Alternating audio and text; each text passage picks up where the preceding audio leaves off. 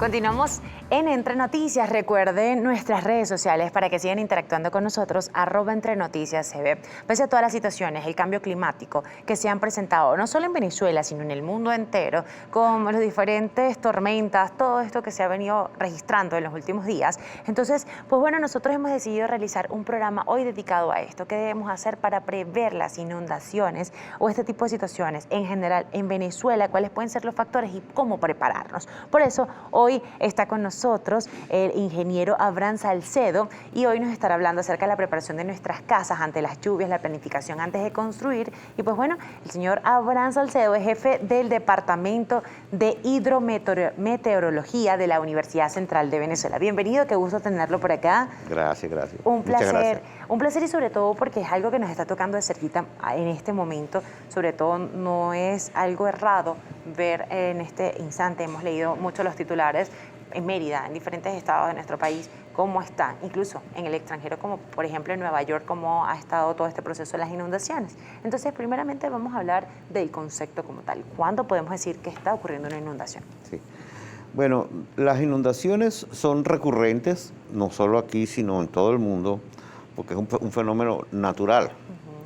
El problema es cuando es un desastre, porque no se tomaron las previsiones y no se actuó correctamente, ¿no? Nosotros tenemos que evitar el desastre, ¿no? Porque las inundaciones muchas veces no se puede evitar. Las inundaciones son multifactoriales. Las inundaciones dependen de qué. Bueno, dependen primero del clima, ¿verdad? O sea, la situación meteorológica. Son distintas las inundaciones que hubo ahorita en Nueva York, porque fue debido a una tormenta, era un huracán que se transformó en tormenta. O las inundaciones que hubo en Alemania, o las inundaciones que hubo en China. En China, por ejemplo, fue debido a una presa. Entonces son distintas causas. Inclusive en Venezuela, las inundaciones que hemos tenido este año son distintas causas. Las inundaciones en Mocotíe fueron producto de, o sea, es una condición distinta a la que hubo ahorita en el Neverí o la que hubo en el Orinoco. Es decir, que el Orinoco es un río muy grande y la inundación es muy distinta a la del Mocotíe, que fue debido más bien a unos aludes torrenciales en una montaña. Ahora, ¿qué ocasionó todo eso? Bueno, como digo, primero el clima. Si no llueve, no va a haber inundaciones, aunque a veces hay casos en los que sí puede ser, pero casi nunca, ¿no? Depende del clima y el clima es distinto y cambia en el año también. Entonces son distintas las inundaciones como las de Vargas del 99, que fueron unas situaciones meteorológicas distintas a las inundaciones que ha habido este año, que son en la época de lluvia. Entonces, ahora, es multifactorial. Depende del clima. Y hay que entonces monitorear el clima para hacerle un seguimiento de qué está pasando. Ahorita, por ejemplo, está una tormenta Larry, que va a pasar un poco cerca de Venezuela, pero no creo que haya ningún problema. Algunos coletazos, como suele decir la gente, pero se va a dirigir más hacia el norte, ¿verdad? El Ida pasó más o menos también parecido, pero se fue hacia el Golfo de México y atacó Luisiana y ahora después Nueva York. Entonces, en cambio, en Venezuela, el río Orinoco causó algunos problemas este año, pero la creciente del río Orinoco dura todo un año y puede haber inundaciones o no. O ahorita el Neverí, que se acaba de desbordar, pero ¿fue debido a qué? Al clima. Bueno, sí, en el Neverí se hizo un canal en los años 70, muy bueno, funcionó, pero no se le hizo mantenimiento al canal. Y entonces ahora el problema de la inundación fue la lluvia. No, realmente no fue la lluvia, fue falta de mantenimiento. Y de último, entonces, fíjense que está el clima, está la cuenca, qué tipo de cuenca es y qué tipo de inundación podemos prever. Por ejemplo, en el Mocotíe hubo muchas deforestaciones y eso ocasionó parte del problema. Eso es lo que está pasando ahorita en todo el mundo y aquí también. Son distintas situaciones. Depende del clima, depende de la cuenca, depende qué se hace para evitarlo. Hay un trabajo, como digo, en el río Neverí se construyó un canal en los años 70 y ha funcionado hasta ahora, pero no se le hizo mantenimiento.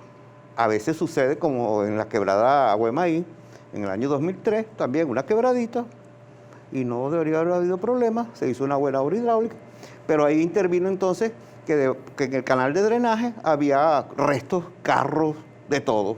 Entonces ahí entra la ciudadanía. Y ahí entran también los desastres, porque cuando comienza la lluvia puede ser que él busque su cauce o busquen las diferentes cauces, pero si hay un montón de basura y eso es lo que vienen ahí las tragedias, ¿no? En muchos aspectos. Por eso nosotros podemos conceptualizar la inundación, qué tipos y esperarla. Eso es lo primero, tenemos que saber qué es lo que podemos esperar. La gente en Agua de Maíz espera una cosa, pero puede suceder el desastre, culpa a lo mejor de la propia gente, claro, o de algún ente gubernamental que no tomó la medida de tener el drenaje limpio, o en el Neverí, por ejemplo, o en el Mocotíe, que la propia gente fue la que deforestó y quemó. Pero entonces todo eso hay que conceptualizarlo, fíjate que es muy complejo. Ahorita todo el mundo habla del cambio climático, es verdad, con el cambio climático van a aumentar las inundaciones, porque va a haber más lluvia o más sequías también, o más incendios forestales también. Ahorita en el planeta estamos teniendo más de todo eso. Exactamente. Entonces tenemos que conceptualizar eso para saber, pero no solo es el cambio climático, porque si le echamos solo la culpa al cambio climático, olvidamos la responsabilidad que tenemos la ciudadanía. Y es allí cuando también entra el punto de qué forma nosotros podemos preparar nuestros hogares o nuestras casas en caso de una de estas situaciones, pues. Basadas por el cambio climático y no por consecuencia del ser humano, ¿no? Pero fíjate, el clima es la principal, lo que dispara todo. Después viene dónde está la cuenca, después viene dónde tú vives, porque también si tú te metes en el medio, a las orillas del cauce, y es recurrente la inundación, entonces, ahora, tú tienes responsabilidad como ciudadano, también las autoridades para no dejar construir. Después de Vargas del 99, hay sitios que se inundaron y ahí está viviendo gente otra vez. Hasta el Estado construyó, eso se llama construir vulnerabilidad, ¿ves?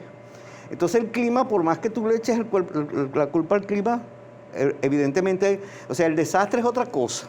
Una cosa es la inundación, ok, entendemos todo, y eso se ha hecho bastante, ¿no? Aquí mismo, a raíz del desastre de Vargas, se gastó mucho dinero en conceptualizar los sitios, caracterizar las cuencas, estudiar lo que podía pasar, y sin embargo, seguimos construyendo vulnerabilidad. Entonces, cada vez somos más vulnerables porque las ciudades van creciendo y se permite que se siga haciendo a veces desorden en la construcción. Entonces, al final, bueno, toca el tema que usted mencionaba. Bueno, ¿qué debo hacer al final para que no sea desastre? No puedo evitar el desastre, pero ¿qué puedo hacer para que yo particularmente me proteja? Porque también al final queda el individuo es el que tiene que tomar la última medida. Pero el individuo primero tiene que conocer toda su situación, desde qué pasa con el clima, hasta el suelo. Qué pasa con el suelo, qué pasa con la cuenca, qué pasa con la vegetación, qué pasa con la basura. Ok, no se pudo evitar nada. Entonces, ¿ahora qué hago yo? Entonces, ahí al final viene, bueno, debo tener una vivienda adecuada. A veces no tengo la vivienda adecuada. No puedo tener una vivienda adecuada porque vivo en una situación de calle o vivo en una situación totalmente vulnerable. Entonces, no se le puede pedir al individuo al final. Pero si él tiene conciencia, entonces él dice, bueno, pero estoy jugándome la vida. Sí, claro. Hay por lo menos hay lugares en los que ahí existen los suelos, el problema de los suelos, ¿no? Entonces que quizás acá en Caracas tenemos algunos cerros, los deslaves y todo esto es más frecuente al momento de que comienza una lluvia. Entonces vemos que quizás vienen como una especie de efecto dominó en algunas oportunidades y ahí es cuando ocurren las desgracias. Bien, ahí usted dice porque forma parte también de la responsabilidad y de ese juego con la vida que quizás tienen muchos de los venezolanos. Sí, fíjate, cuando hubo el desastre de Vargas en el 99, yo visité toda esa zona, yo estuve con todos los organismos que trabajamos en ver, analizar qué había pasado, la parte de inundaciones, la parte de lluvia como tal, y después la parte de habitación, donde estaba la gente. Entonces, yo visité unas casas, en las urbanizaciones de lujo, ¿no? En Altamira. Y había un árbol que se había caído y el árbol estaba apuntando hacia unas casas. Por suerte se paró justo. Y yo le dije a la gente, mire, si hubiera llovido un poquito más tiempo o más lluvia, ese árbol se hubiera llevado a su casa. Se quedaron, a ellos no les pasó nada, ¿no? Gracias a Dios.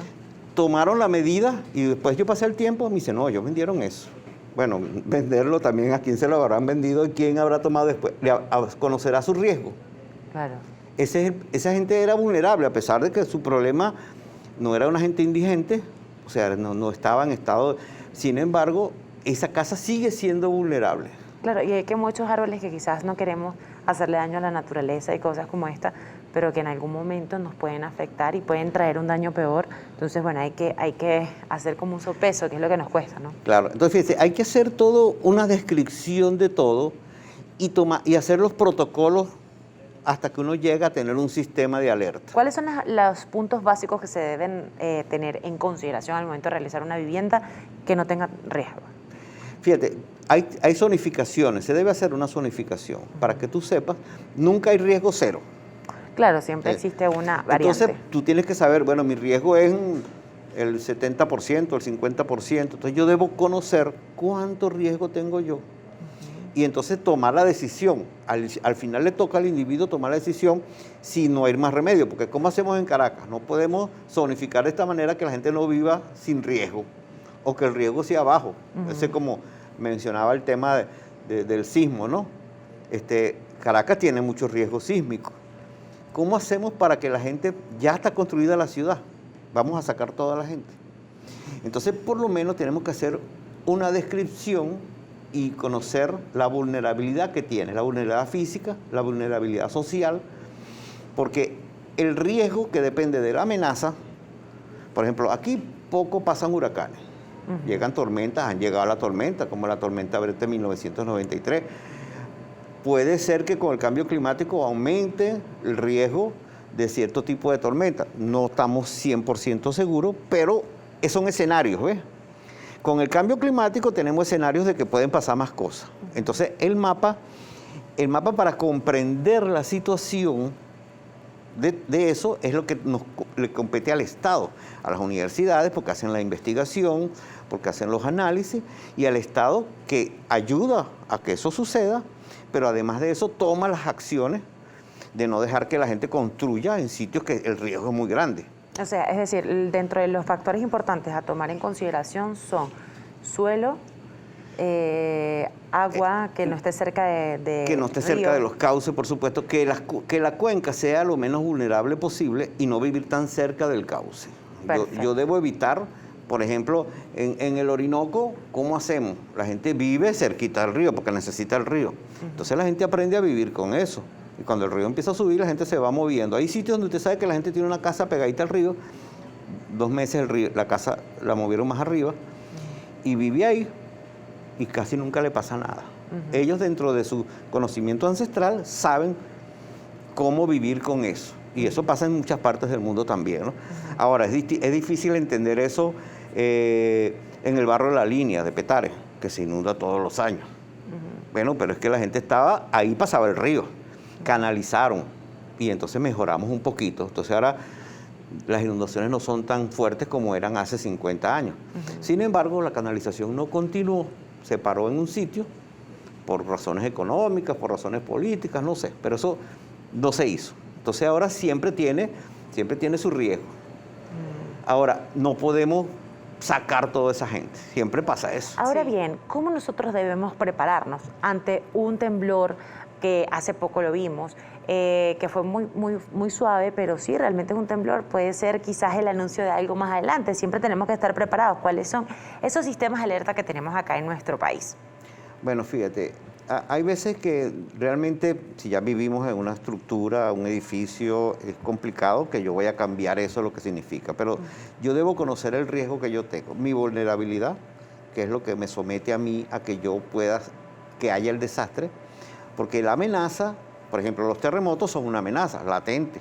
Sí. Sabemos que en 1812 ocurrió un terremoto. Y hay zonas que son más vulnerables, por ejemplo, la zona crítica que tenemos en el estado Sucre, que directamente el macizo guayanés, todo lo que es cuando tiembla fuerte en el macizo guayanés, ahí adiós luz que te pagaste. Nosotros tenemos ya un conocimiento de la amenaza, sabemos cuál es la probabilidad. Eso no nos permite pronosticar, lamentablemente. No es como en las lluvias que nos permite pronosticar, pero en los terremotos no podemos pronosticar. Lo único que podemos aproximarnos es que saber cada cuánto tiempo ocurren y saber que si aquí ocurren cada tanto tiempo, por lo menos en Caracas, cada 50 años nosotros debemos esperar un sismo más o menos importante. Cada 50 años. En promedio. ¿Cuándo fue el último? En 1967. Ay, vamos a comenzar a sacar cuentas. Pero eso no significa que estamos pronosticando, ¿no? Y que no necesariamente va a ocurrir cada 50 años, pero tenemos una idea de cada cuánto ocurre. Exacto. Entonces me permite saber a mí, bueno, si yo me voy a mudar para Guayana, ahí las probabilidades son menores de que ocurran sismos, pero si me voy para Barquisimeto, son mayores, o si me voy para Sucre. O ya lo vimos en Haití o en México. Entonces yo donde vivo debo conocer cuál es el riesgo. Igual que en Chile es una zona sísmica por naturaleza. Entonces ahí todo el mundo está preparado. ¿Qué hace la gente para estar preparado? Bueno, yo cuando voy a comprar una vivienda, yo siempre cuando voy a comprar una vivienda en Caracas, cuando me he mudado, trato de que no esté tan cerca de los cauces que yo sé que son peligrosos. Siempre me mudo en una zona de que, con respecto a los sismos es distinto, aunque yo sé que hay unas zonas de Caracas que también ya se han hecho todos los estudios, Funvis, y eso ya sabemos cuáles son las zonas más vulnerables. Altamira no, decía. Altamira, los Palos Grandes, son zonas que, o San Martín, San Bernardino, por ejemplo. San Bernardino es una zona que tiene una cantidad de centros hospitalarios y es sumamente vulnerable por las condiciones de suelo. Con respecto al sismo, porque ya sabemos que cada cuánto tiempo puede ocurrir un sismo. Yo tengo que estar preparado para eso. No puedo tener, aunque ya México se ha hecho y Chile también, tienen ciertos sistemas de alerta que te da minutos o a veces segundos para que tomes medidas, nada más. Es diferente con las lluvias, porque yo veo, por ejemplo, ahorita estuvo entrando una onda del este y yo sé en cuánto tiempo va a llegar aquí.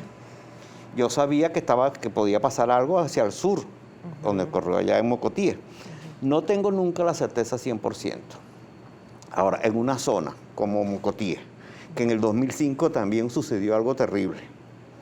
Hubo desastre también, por unas lluvias que cada vez van a producir más desastres. Es decir, pero no se está, si ya se tiene toda esta información que usted nos dice, a las personas de estas zonas no se les ha dicho, tengan cuidado porque cada cierto tiempo va a ocurrir esto. Sí, se les dice, pero las personas se quedan acá. Muchas veces lo son. Lo que pasa es que, fíjate, cuando el desastre de Vargas, cada cuánto tiempo ocurre algo como lo que pasó en el 99.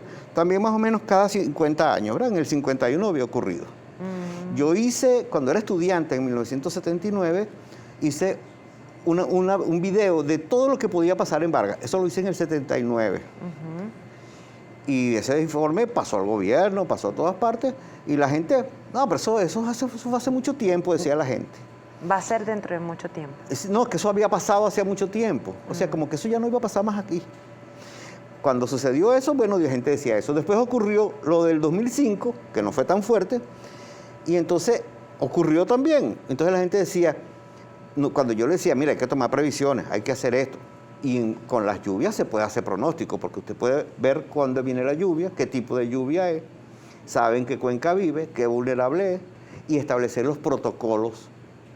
Si lloviera y durara más de tanto tiempo lloviendo, que también lo puedo saber con cuánto tiempo, nosotros hicimos en el año 2000, la Universidad Central hizo todos los umbrales de riesgo para Vargas. O sea que nosotros sabemos con cuánta duración y con cuánta intensidad la gente tiene tanto tiempo para prepararse. ¿Y lo que está sucediendo en Mérida actualmente? Bueno, fíjate, ahí, como te digo, eso pasó en el 2005 y vuelve a pasar ahora. Ahora era más vulnerable porque ellos mismos lo dicen. Talaron las cuencas. Si tú le quitas la vegetación, la cuenca no retiene la lluvia. El agua tú tienes que evitar que llegue muy rápido al suelo para que no lo sature y el agua escurra más rápido. Pero si tú quitas la vegetación, claro. Y entonces ellos mismos, ahorita tú ves hasta la entrevista que le están haciendo, y ellos mismos dicen, es que en tal sitio. Ahora, ¿cuánto del Estado debe preparar a la gente y advertirle? Y preparar los sistemas de alerta. Cada vez. Sistemas de educación, pienso que porque para sistemas de educación que permitan que las personas estén claros que esto puede suceder, que es un riesgo que está latente, esté quien esté dentro del gobierno, pero es una realidad porque, bueno, es una zona, es un país, es clima y es tierra, ¿no? Tú tienes que preparar a la gente, al individuo. Eso debe estar en el sistema educativo, como tú dices. Exactamente. Los muchachos ya deben conocer eso. Se deben preparar y estar listos. Ahora, debe haber institucionalmente los sistemas de alerta.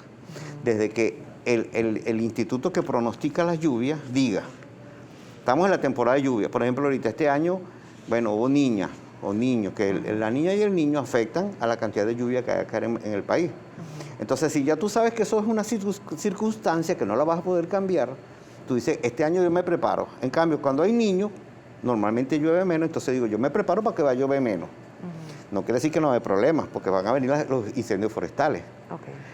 nosotros vivimos en un planeta sumamente complejo, por supuesto, muy bueno, pero que si nosotros nos hacemos vulnerables, entonces vienen los desastres. El problema es el desastre. Eso es lo que tenemos que evitar. Entonces, debe haber todo un sistema de protocolo que lo diseña el Estado y se lo entrega a las comunidades para que se empoderen de eso y ellos sean las que controlen eso. Porque eso tampoco se puede manejar a nivel nacional, desde Caracas. Ni se puede manejar ni siquiera a nivel de Estado. Porque esa cuenquita allá en Mocotía la tienen que manejar la propia gente de la comunidad. Entonces hay que hacer talleres, reuniones, formación de la gente, hasta que ellos mismos entiendan. Por ejemplo, no eche basura en los ríos. Esa es una causa muy común de inundaciones, los ríos obstruidos, como pasó ahorita con el río Neverí, lleno de malezas. Si eso no hubiera estado así, no pasa nada. Ahora, eso no quiere decir que se va a evitar nada más sacando eso, porque ese canal se diseñó en los años 70, ya cumplió su vida útil. Claro, y la población es mayor, pues. La población es mayor, las cuencas están también más vulnerables. Esta pandemia hay gente más en casa, hay más desperdicios, más desechos. Ajá, ahora, ¿por qué la gente no entiende que no debe echar los desperdicios en el cauce? Tú ves la gente, uno pasa por ahí por el río Valle, ahí donde está el tropezón, y eso está lleno de basura. La gente pasa con una carretilla y echa toda la basura. Entonces, bueno, el problema fue la lluvia. Hay algo que sucede mucho es que cuando las personas comienzan a construir viviendas en zonas que no están en buenas condiciones, es decir, que pasan cauces de ríos, cuencas, todo esto, y son varios pisos, sin unas buenas, quizás una buena construcción que tenga pilares fuertes. Yo tuve el año pasado, tuve la oportunidad de estar en Petare. Y allí, pues bueno, estuve con una comunidad, la pasamos increíble, pero una de las casas, pues bueno, se vio afectada porque tenían varios pisos y así como cayó esa casa, cayó la del lado y todas se vieron afectadas. Entonces, en este tipo de construcciones que son muy comunes, sobre todo acá en la ciudad capital, ¿qué deben tomar en cuenta las personas que estén haciendo este tipo de construcción? Bueno, fíjate, eso pasa todos los años, aún sin lluvia. Las calles, porque empiezan a construyen con materiales que no son los aconsejables. Entonces, porque necesita la vivienda. Bueno, pero si tú estás consciente que tú vas a poner tu vida en riesgo, tú tienes ese nivel de conciencia. Ahí es donde te viene el Estado, sobre todo con los niños, porque los niños aprenden muy rápido y entonces ellos también, tú les enseñas. Hay palabras que yo aprendí con mis hijos. Y me decían, no, papá, no se debe usar, se debe usar reciclar, pero es preferible usar reusar. Bueno, yo no conocía el concepto de la palabra, pero el hijo mío fue el que me dijo que era mejor reusar porque la basura tardaba más tiempo. Eso lo aprendió en la escuela. Exacto. ¿Ve? Entonces, ese proceso, claro, ese proceso es lento. Eso no es de la noche a la mañana, pero hay que empezarlo y tener la conciencia que eso tiene costo, porque tiene que enseñar a los maestros. Entonces, es todo un proceso donde todo el riesgo, porque no es solo riesgo de sismo, no es solo riesgo hidrometeorológico, son todos los riesgos de las enfermedades. O sea, bueno, ¿por qué se han evitado las enfermedades?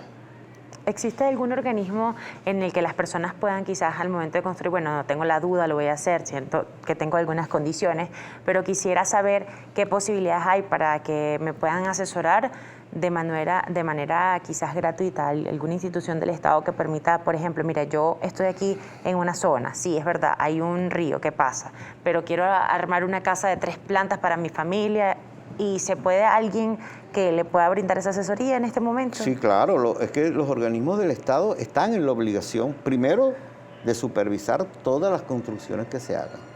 O sea, tú no puedes construir un segundo piso aquí. Eso es difícil porque hacen una casa y después vas y hicieron otro piso y le hicieron otro cuartico. No, ese cuartico se entra por otro lado. Y entonces tú ves aquello y tú dices, oye, pero esto es una pajarera. ¿Cómo hicieron? Alguien tiene que haberle permitido, como digo yo, alguien se durmió al volante, ¿no? Y no supervisó eso que tenía que hacerlo, ¿verdad? Y no solo, eso es gravísimo en esas zonas marginales, pero eso pasó en Vargas. Todos esos ingenieros que supervisaron los edificios que se hicieron cuando ya en el 51 y en el 48 habíamos tenido eventos como ese, alguien de la alcaldía o los ingenieros inspectores tenía que haber ido a inspeccionar cuando se hicieron esos edificios que fueron arrasados por los aludes torrenciales de Vargas. Es así. Y si eso no hubiera ocurrido nunca, Tú dices, bueno, está bien, es que no sabíamos, pues. Pero resulta que sí, en el año 50. Es así, ¿no? Y como usted bien dice, entonces hay que tomar las predicciones. Yo estoy sacando la cuenta, no sé, 1967, cada 50 años, hay que cuidarnos.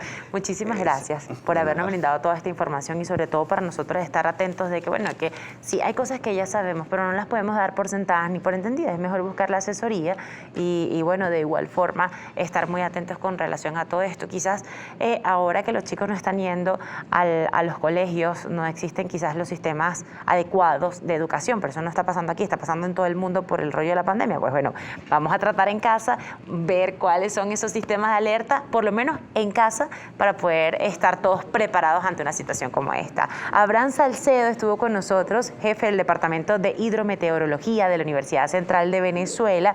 En las redes sociales, ¿cómo lo podemos encontrar? Bueno, puede conseguir en Lluvias UCB, que es el Twitter. Tenemos la página web hidromet-ucb.org.be, es nuestra página web donde publicamos el reporte, nuestro reporte todos los días, y los sistemas de alerta. Nosotros diseñamos muchos sistemas de alerta en Venezuela, pero también se diseñaron, se instalaron y después no se operaron. Bueno, de Ricardo Túguez, director de la Casa del Bombero, y ahora, después de este suceso, especialista en sistemas de extinción de última generación, ¿no es así? Es correcto, es así. Bienvenida a Entre Noticias. Bueno, de nada, muchísimas gracias por esta doble invitación. En primer lugar, por invitarnos ya 2 veces y por tocar este tema tan sensible y tan de moda como son los incendios hoy en día. Fíjate, nosotros somos una empresa familiar, tenemos más de 70 años de tradición histórica en el mundo de la orfebrería. Hasta el 2019, un martes cualquiera, a las 3:30 de la mañana, hizo cortocircuito una planta generadora eléctrica en nuestra residencia ubicada en El Hatillo, lo que desencadenó un voraz incendio que acabó con toda la casa en cuestiones de 20 minutos. Fue una reacción muy rápida. Una vida se fue en 20 minutos allí. 20 minutos, en cuestiones de 25 minutos mi casa se estaba desplomando como las Torres Gemelas, de esta manera. En ese momento a mí me despiertan y yo tuve que escoger o lidiar con el incendio o sacar a mis padres de la casa que estaban adyacentes, y bueno, gracias a Dios tomamos la buena decisión de sacarlos y resguardarnos en el jardín, donde estuvimos atrapados más de 8 horas. 8 horas. 8 horas, sí, porque entonces se prendió, como se puede ver, todo el frente de la casa y no nos permitía salir. Estaban en el jardín, wow. En el jardín, sí, impresionante. hombre. Y esto es algo que ninguno de nosotros estamos como de lado ante esto. Luego de ello comienza en todo este mundo y especializándote en todo lo que era la parte de prevención de incendios, ¿no? Es correcto, Genesis. Mira, todo empieza, le agradecemos muchísimo a la comunidad que nos ayudó muchísimo en ese momento, porque uno queda prácticamente sin nada, solo lo que tiene encima. Mientras esta gente nos ayudaba, empezamos a escuchar como todo el mundo se nos acercaba diciendo que a su primo, a su amigo, a su tía o a ellos mismos se les había quemado algo en su casa. Empezamos a pensar nosotros pensamos que éramos los únicos que se les había quemado una casa, porque uno no sabe cuántas se queman. Empezamos a indagar, ¿verdad?, ante tanta, digamos, afluencia de personas contándonos que les quemaban la casa. Con simplemente seguir la etiqueta en Twitter incendio, es increíble la cantidad de incendios que se suscitan a nuestro alrededor. Y no son noticias, nadie lo sabe. Si tú no buscas incendio, tú no sabes cuánto están pasando. Y por supuesto, ante la impotencia que tuvimos en nuestro incendio de no tener ninguna herramienta, ¿verdad? Nuestros extintores en este momento estaban situados en el estacionamiento, cosa que no podíamos llegar. Ante la ausencia total, ¿verdad?, de una herramienta para un vecino, para un ciudadano de a pie, empezamos a buscar, ¿no?, a buscar en internet herramientas prácticas para que cualquier integrante de la familia pueda usarlo. Cabe destacar también, cuando tú estás en medio de un incendio, y lo comento mucho con mis amigos bomberos, ustedes apagan incendios de otras personas, pero cuando uno es el afectado, cuando son tus bienes los que estás viendo arder, cuando es tu familia la que está en peligro, la crisis de nervios que uno se apodera de ti, no te da ni siquiera para utilizar un extintor, que en este caso yo lo sabía usar. Las manos te tiemblan, todo te tiembla. Conseguimos estos dispositivos, ¿verdad?, que lo puede usar desde una mamá, una abuela y hasta un niño de 8 años, pudiera sofocar un incendio. Eso es importante y es impresionante. Y fíjate que estás hablando de algo que está sucediendo, que quizás nosotros no conocemos la cantidad de incendios que hay. Y eso es un punto que voy a rescatar, puesto que ahora han incrementado mucho y es muy común, me ha sucedido, que de repente voy por la autopista, no sé si ustedes también allá en casa, y ven carros que se están incendiando. Y entonces ves a la gente colocándole agua y eso, pues uno no sabe si realmente es peor el remedio que la enfermedad. Entonces, ¿a qué se debe este incremento en las tasas de incendios en los vehículos, por ejemplo? Fíjate, Denise, bueno, las causas son múltiples, ¿no? Hablan de la gasolina, la gente está haciendo muchos inventos, por así decirlo, para extraer gasolina y tenerlas en su casa guardada. Al hacer este invento no hacen bien de nuevo la conexión, lo cual produce fugas de combustible. También con el gas no se les está haciendo las pruebas hidrostáticas, las bombonas. Todo esto está sumando, ¿verdad? Aparte del cambio climático, como lo decía tu invitado anterior, los incendios no escapan del cambio climático. Por darte un ejemplo, un motor que trabaja a 100 grados y tiene un cablecito, la que va al alternador, que ese cable estaba acostumbrado a trabajar a 110 grados. Con este cambio climático, con estos 2 grados que están aumentando, ese cablecito no va a aguantar más. Por eso vemos nosotros que seguimos muy de cerca los incendios, los días soleados, los días calurosos. Es increíble cómo se suscitan incendios, tanto vehiculares como domiciliares. Entonces, ¿cuáles deberían ser esas herramientas que debemos tener ante una situación como esta? Y, por ejemplo, quizás acá en Caracas el clima es un poco más suave, pero en otros estados de nuestro país como Maracaibo, Guayana, este tipo de zonas que son bien calurositas. Entonces, ¿qué deben tomar en consideración para evitar un incendio en su vehículo? Mira, en primer lugar, revisar y chequear bien las conexiones de nuestro vehículo, llevarlo a un lugar, si no se tiene conocimiento, llevarlo a un lugar para que le hagan todo un chequeo de todo su sistema eléctrico, de su batería, de su ignición de gasolina, para estar seguros y bueno, y por supuesto contar con un extintor. ¿Qué es lo idóneo para nosotros tener en el vehículo de los elementos que trajiste el día de hoy? Lo que manda la ley es que deberíamos de tener un extintor, pero nosotros nos quisimos irnos un poco más allá. Tenemos un año asegurando hogares en Venezuela, ¿verdad? Con las esferas extintoras. Esto es un dispositivo que se pone sobre una brequera, ¿verdad?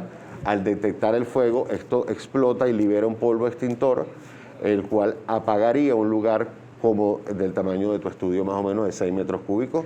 La hay un poco más pequeña. También la podemos colocar en el motor de nuestro vehículo, causando el mismo efecto. Pero ¿qué quisimos lograr nosotros? Nosotros somos representantes exclusivos de estas marcas, ¿verdad? Pero a pesar de esto, mientras veníamos asegurando hogares, nos dábamos cuenta del incremento bárbaro de los incendios en los vehículos. Por ende, con la ayuda de profesionales, desarrollamos estos kits, ¿verdad?, para ubicarlos en la maleta de nuestro vehículo. Si quieres lo vamos a voltear de esta forma para que lo podamos observar. Para que lo vean. Te ayudo aquí. Dice Fíjate. que esto abro así, ras. Es correcto. Esto para ubicarlo, lo pongo así porque así está diseñado, para ponerlo en la maleta de tu frente, vehículo. Perfecto. Tiene una extracción simple. Como te dije antes, lo primero, a la hora de un incendio, uno empieza a temblar, pierdes, digamos, toda noción de lo que está pasando. Se nubla totalmente. Es tu bien, es tu inversión la que se está quemando, entonces necesitas todo en un solo lugar. No es que vas a ir a buscar el extintor o vas a buscar tal cosa o vas a buscar el tubo de agua. No, todo lo tienes aquí. Con una extracción simple, tienes todos los dispositivos. Jalas las primeras cintas y despliegas una manta de 2 metros por 2 metros, con la cual, ojo, todo esto es para atacar un incendio en sus primeros 4 minutos. No esos incendios, esos carros que tú ves que ya están en libre combustión, que ya no hay nada que hacer. Esto es si tú vas en tu vehículo y empiezas a notar humo. Inmediatamente te diriges a tu kit, como te diriges a la maleta de tu vehículo, abriste, sacaste el extintor, que es lo primero que debemos utilizar, el primer recurso, sofocaste. Si no pudiste con esto, jalaste, desplegaste una manta que te sirve para sofocar la batería, si está focalizado el fuego. Si tienes un incendio en la maleta o en algún asiento, arrojas una esfera extintora. ¿Sabes? Son herramientas que tienes para defenderte de un incendio en un vehículo. Imagínate. Tienes 5 herramientas juntas en un solo dispositivo. Sus instrucciones, aquí tenemos un código QR el cual escanea y nosotros estamos cargando videos semanalmente del uso adecuado de estos dispositivos. Este es el kit doble, tenemos uno más pequeño que es para un carro más pequeño. Perfecto. Caben en todas las maletas y viene con una cinta de velcro que para las sujetas para que no esté en la maleta dando tubo. Claro, que entonces de repente no consigue el extintor, porque lo podemos tener los elementos, pero los tenemos todos botados. Es como correcto, diríamos, y también como- pasa mucho, nosotros vivimos en la zona de Latillo, ¿verdad? Que hay que subir la subida de los Naranjos. Es una subida donde se le exige mucho a los carros y tenemos prácticamente un incendio semanal, porque los carros llegan muy calientes al final, ¿no? ¿Qué pasa? ¿Qué nos hemos dado cuenta? Y tenemos en nuestras redes sociales, tenemos los videos que lo comprueban. Llegas arriba con el motor en llamas y nadie puede abrir el capó.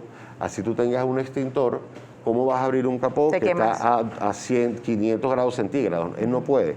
Con una manta extintora, fácilmente hemos podido abrir capó para poder atacarlos, bien sea con el extintor O o con bien el- sea con una esfera extintora. Oye, qué importante es eso, conocerlo. Aparte también tienen este otro elemento que creo que en algún momento nos los explicaron, que es si tienes los documentos del vehículo originales, aquí los puedes guardar en caso de que el carro esté... Es correcto, es correcto. Fíjate, bueno, nosotros como te dije, como víctimas de incendios domiciliares, con esa impotencia como vecinos que no pudimos hacer absolutamente nada, nos enfocamos en las casas, ¿no? En los hogares. Hasta el día de hoy, desde el 2019, mis padres no tienen documentos, no tienen pasaportes, porque obviamente todo lo consumió el fuego. Conseguimos estos sobres, ¿verdad?, diseñados en Alemania, usados por el ejército alemán desde hace 20 años y ahorita lo tenemos a disposición del público. Esto no es más que un sobre de fibra de vidrio con protección de látex que te aguanta hasta 1500 grados centígrados. Ojo, en un incendio de la categoría del nuestro no hubiese funcionado porque lo nuestro fue algo muy grande, pero en un incendio que tú puedes controlar con cualquiera de estos dispositivos, esto te aguanta 45 minutos donde tú puedes tener tus divisas, tú puedes tener tu pasaporte o demás documentos de importancia. Aplicado a los vehículos, es maravilloso tener los papeles de tu carro guardados en la guantera. Además de que te protege del fuego, te protege del agua. No es waterproof para bucear con ellos, pero sí te... Continuamos en Entre Noticias. Ricardo Tugues con nosotros el día de hoy, director de la Casa del Bombero y especialista en extinción de última generación. Y hoy estamos conversando acerca de estos riesgos de incendio ante ciertas situaciones. En la parte anterior hablábamos qué debemos hacer en caso de un incendio en nuestros vehículos, pero ahora quedamos con una interrogante al aire. Y es, en caso de un terremoto, en caso de un temblor fuerte que pueda ocurrir, y qué debemos hacer, sobre todo con el gas y la electricidad, que por lo general esto es lo que ocurre y que es lo que detona un incendio, ¿no?, en nuestros hogares. Es correcto. Sí, en lugares como México, alto porcentaje de las víctimas se producen posterior a los incendios por los escapes de gas y electricidad. Por ende, ¿qué se debe hacer? Evitar lugares que estén mojados, que estén húmedos, que haya agua para la transmisión de corriente y alejarnos del lugar hasta que lleguen las autoridades. Eso es lo más importante porque sí, porque muchas veces es como que, bueno, quiero agarrar, y de repente está conectado a todo y es peor porque resulta que no es por la inundación, sino por una carga eléctrica. Es correcto. Tenemos que tener presente que al haber un temblor se fracturan todas las tuberías de gas, se fracturan todos los cables y esto, por supuesto, producen la chispa y produce la electricidad. Ahora en la pandemia hemos estado mucho más tiempo en casa, es decir, que tenemos mayores sobrecargas con relación a esto. Y si hay un desbarajuste, como dirían nuestros familiares, o quizás un desastre con relación a nuestra parte eléctrica, ¿cuáles son los riesgos? Es correcto, fíjate, el gran aumento, bueno, de hecho, según la NFPA, la Agencia Americana de Riesgo de Incendios, han subido los incendios domiciliarios hasta un 60% en algunos estados en la época de pandemia. ¿A qué se debe esto? El aire acondicionado que uno tenía prendido normalmente En la noche nomás. 6 horas en la noche, con el confinamiento uno lo tiene prendido a veces 12 horas. El mismo caso con un ventilador, el mismo caso con una licuadora, el mismo caso con una cocina. ¿Qué pasa? Esto ha generado un desgaste en nuestra cometida eléctrica, en nuestro tablero eléctrico. Nosotros mismos, como te comentaba anteriormente, nos llaman para asegurar, ¿verdad?, hogares, ¿no, verdad? Mijo, yo quiero que me pongas una esfera extintora aquí en mi tablero porque veo que echa chispa. Ay, Dios. Eso es un error gravísimo por el cual nosotros hicimos la alianza estratégica con el señor Omar, que tú lo entrevistaste hace unos meses aquí. Él estuvo un tiempo acá, así que estén muy pendientes en Entre Noticias de y pueden encontrar también que él nos hablaba de nociones básicas que debemos tener al momento de hacer instalaciones eléctricas. Es correcto, porque yo como asegurador contra incendios, digámoslo así, no puedo, por responsabilidad, no puedo ver un tablero echando chispa y ponerle una esfera para que te proteja del incendio. No, hay que proteger el circuito eléctrico, hay que balancear las cargas y por supuesto protegerla, porque así estén balanceadas también puede haber un subidón, ¿verdad?, en el flujo eléctrico con todas las cosas que están pasando, y una esfera autoextintora colocada en lugares clave te puede salvar de un gran susto, porque si no te extingue el incendio, ellas explotan solo al contacto con el fuego. Pero en caso de que no explotara, ¿verdad?, de que no apagara el incendio, generan una alarma de 120 decibeles, la cual te alertaría. Tenemos que recordar que el fuego no suena. El fuego suena cuando ya pasa los 2 metros y hace combustión con objetos aledaños. Ahí es cuando tú te das cuenta que hay un incendio.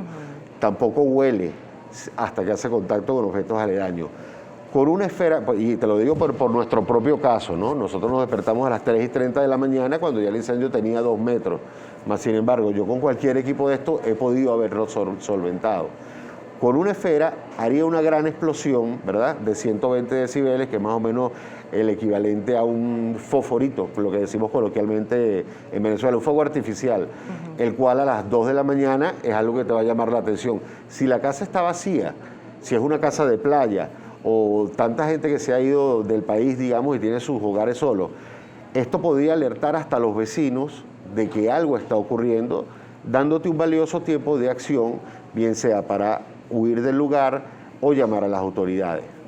Perfecto, eso es impresionante. Además también acá unas mantas que también ayudan en tal caso de que algo de esto suceda. Por ejemplo, a las 2 de la mañana el fuego está alto y podemos quizás salvar la vida de nuestros familiares, ¿no? Es correcto, fíjate. Bueno, basado en nuestro incendio, digamos que todos nuestros productos son basados en nuestro incendio. Nosotros estuvimos atrapados en el jardín de nuestro hogar más de 8 horas, ¿verdad? Entiéndase que se prendió todo el frente de lado a lado y quedamos atrapados atrás. Teníamos oportunidades de escapar, pero como por lugares donde había menos fuego. Pero ¿cómo vas a escapar si no tienes nada como protegerte? Hacia atrás había un barranco, no había opción. Si el fuego llegaba atrás, nos iba a quemar. Con una manta extintora, con una manta de este tipo, ¿podría desplegar una para que vean su funcionamiento? ¿Cómo no? Vale, claro. Fíjate. A mí como me encanta eso para uno conocer qué es lo que tiene que tener. Fíjate, una manta como, bueno, esta es la del vehículo, esta no es la que es tan larga, pero esto se puede colocar en la cocina, en cualquier lugar. Uno la extrae, te la pones atrás y tú podrías escapar de un lugar en llama. Y a correr. Y a correr. Como pueden ver en nuestros videos, a tocar. No, sí. Como pueden ver en nuestros videos, sale mi mamá, mi hermana, apagando incendios con su mano. O sea, con tu mano la pones sobre un sartén, así, caliente, y no te quema las manos. Okay. O sea, esto es una manta, y además es reutilizable. Perfecto. Es fibra de vidrio que simplemente lo vuelves a guardar en su empaque, que es muy cómodo y muy pequeño para, digamos, el despliegue que tiene. No, es increíble, a veces como pequeños detalles que marcan la diferencia y que pueden salvar vidas, ¿no? Totalmente. Que es necesario. Bueno, pues nosotros como civiles no pensábamos de la existencia de ninguno de estos dispositivos hasta que nos pusimos a indagar. Gracias a Entre Noticias yo me enteré de que todo esto existía. Señor Ricardo Tugues, que está con nosotros, director de la Casa del Bombero, pues bien, nos estaba comentando algunos elementos que nosotros podemos tener en nuestros hogares para evitar algún incendio. ¿Qué es lo que debemos hacer en caso de quizás de que ocurra un siniestro como esto? Con relación, hablamos de las mantas, hablamos de las esferas, pero las esferas pueden sustituir quizás a un extintor.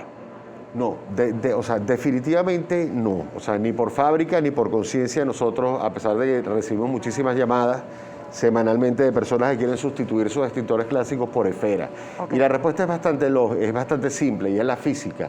Si ni Dios lo quiera tenemos un incendio a 2 metros de altura, no podemos arrojar una esfera porque se va a caer, ¿verdad? El extintor es un combate directo al fuego. Okay. La gran diferencia, por supuesto, es que para utilizar el extintor tenemos que estar nosotros presentes. Sí, porque hay extintores que, por ejemplo, han sucedido los incendios y no están en funcionamiento. O no están en funcionamiento. Bueno, también tenemos esa parte que es delicada del extintor, que tiene que estar recargado anualmente. La esfera dura 5 años de vigencia. La esfera es un dispositivo que es infalible, pero es solo para poner sobre los lugares sensibles a la ignición del fuego, como lo son los tableros, como lo son los termotronics, como lo son los termos de agua, que son mayormente donde se suscitan incendios en Venezuela y en el mundo entero. Pero el extintor nunca debe faltar en tu casa, en tu vehículo o tu oficina, porque es algo para cuando uno está presente puedes atacarlo directamente. En caso de una explosión de gas, ¿qué debemos hacer? Mira, en el caso de una explosión de gas, si te da chance rezar.